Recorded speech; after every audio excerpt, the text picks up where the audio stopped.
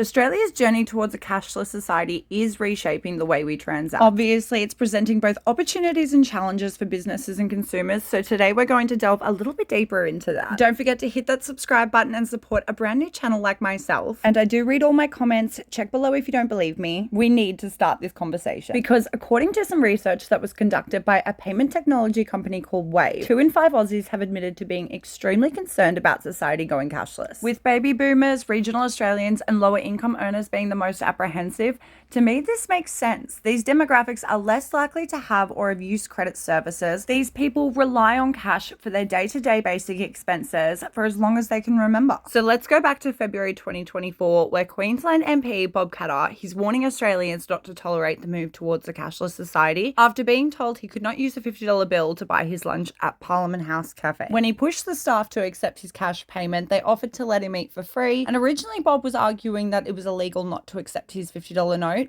but that just isn't true. According to the RBA, they state on their website, Australian banknotes and coins do not necessarily have to be used in transactions, and refusal to accept payment in legal tender banknotes and coins is not unlawful. The ACCC says businesses do not have to accept cash. Businesses should be clear about what payments they accept and the total price payable. Bob Katter then said to Sky News, "You have a cashless society, the banks control your life. You can't buy a loaf of bread without permission from the bank." And Bob might sound like he's reaching with that statement, but he has a point. Australians that were affected by the 2019 to 2020 bushfires or even the recent flooding events here in Australia would be all too familiar with how quickly the digital payment system fails during emergency and natural disasters. In circumstances like these, cash is king. People and banks say that we will never reach 100% cashless, that there'll always be access to cash for those who wish to use it. For years now, Australians have been talking about moving towards a cashless society. While digital payments offer unparalleled convenience and efficiency, some businesses within Australia have chosen to maintain the cash-only approach, valuing the simplicity, cost-effectiveness, and the customer's preference associated with cash payments. By sticking to cash-only transactions, businesses are able to keep their operational costs down,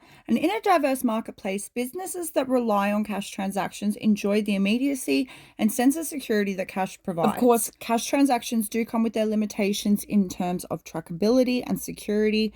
This is prompting businesses and consumers to consider the benefits of embracing digital payments. Digital payments do have their advantages, such as enhanced convenience, improved transactional tracking, it reduced risks associated with physical cash handling, and all this becomes increasingly apparent. But I do think it's important to understand the concerning factors towards the digital payments too, such as financial exclusion, data privacy, and cybersecurity. For our older generation who may be less familiar or comfortable with the digital technology compared to, say, our younger generations, there are concerns of a digital divide, a dependency on others to perform the digital transactions, and scammers. To address the challenges faced not only by the most vulnerable in our community, but everyone in a cashless society, it is important to provide education and support to help them understand and use the digital payment methods. Additionally, I think it's important that we ensure that alternative payment options remain available to those who prefer it. This prevents exclusion and ensures that everyone, despite their location, age, or economic background, can continue to participate in the Australian economy. So, what about all those businesses that rely on cash? Laundromats, wash car services, market stalls, fruit markets, vending machines, the tooth fairy, babysitting, pocket money, hospitality staff that rely on tips, garage sales, lemonade stands, food trucks. I could literally go on all day about those who still use a cash-only system or a combination of physical and digital payments. Now, there are services out there which make it easier for these kind of particular vendors to process digital transactions on the go, such as Square. However, when you start to take into consideration the fees associated with having digital payments,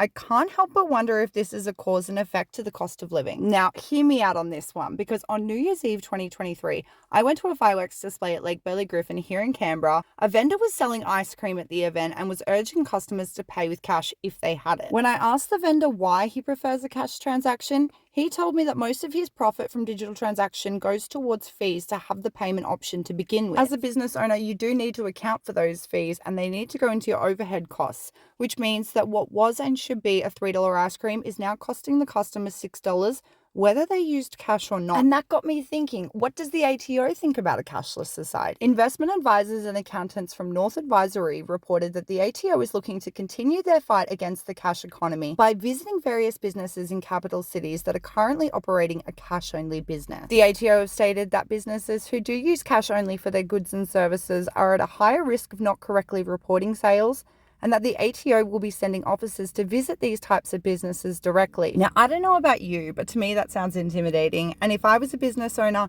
I'd feel extremely encouraged to distance myself from the term cash only and perhaps convince me to scrap the cash transactions altogether. I do believe we should all have the choice of what payment method we use as customers, but when the accessibility to use cash is diminishing through closures of ATMs and businesses refusing cash payments, do we really have a choice?